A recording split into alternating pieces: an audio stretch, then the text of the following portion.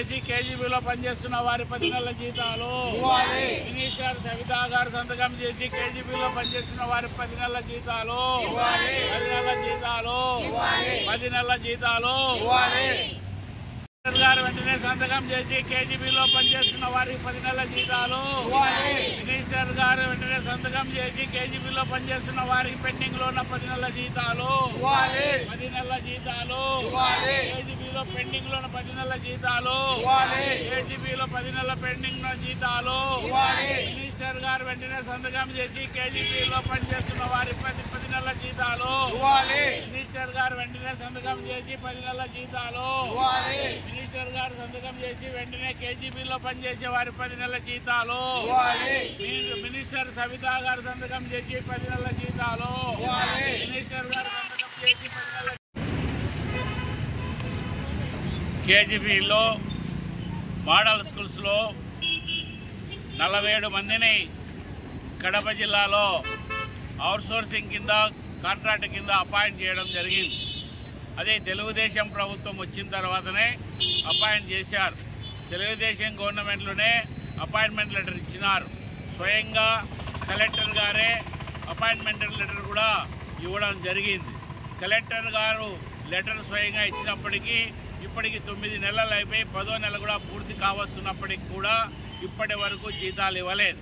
కారణం ఏంటంటే అడిగితే మినిస్టర్ సవితా గారు సంతకం పెట్టలేదు. ఆమె ఇన్ఛార్జ్ మినిస్టర్ సంతకం పెడితేనే మీకు జీతాలు వస్తాయని చెప్తా ఉన్నారు. ఈ విషయంపై అనేక మార్లు కలెక్టర్కు, జాయింట్ కలెక్టర్కు, అదేవిధంగా Telugu Desam party polit bureau member, ఈ జిల్లా అధ్యక్షులు శ్రీనివాసరెడ్డి గారిని కూడా కలవడం జరిగింది. ఆయన కూడా ఉత్తరం రాసినాను మినిస్టర్ గారికి. మినిస్టర్ గారితో ఫోన్లో మాట్లాడినాను. వెంటనే సంతకం పెడతారు అని చెప్పేసి ఆయన కూడా చెప్పడం జరిగింది.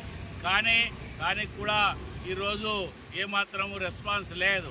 ఏమాత్రం దానికి సంబంధించినటువంటి మాకు ఫైలే రావడం లేదనేటువంటి పద్ధతులు చెప్తా ఉన్నారు.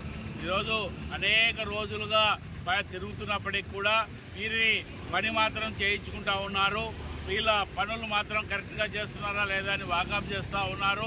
అయినప్పటికీ కూడా 10 నెలల జీతాలు పెండింగ్ పెట్టడం జరిగింది. ఎమ్మెల్యేల లెటర్లు తీసుకురండి అని చెప్పి ఏవో చెప్తా ఉన్నారు. ఆ రోజు అపాయింట్ చేసేటప్పుడు ఈ తెలుగుదేశం పార్టీ నాయకులకి సంబంధించినటువంటి వాళ్ళే కొంతమంది ఎమ్మెల్యేలు, కొంతమంది వాళ్ళ కింద ఉన్నటువంటి వాళ్ళు అందరూ కలిసి రికమెండ్ చేసి కొంతమందిని అపాయింట్ చేశారు.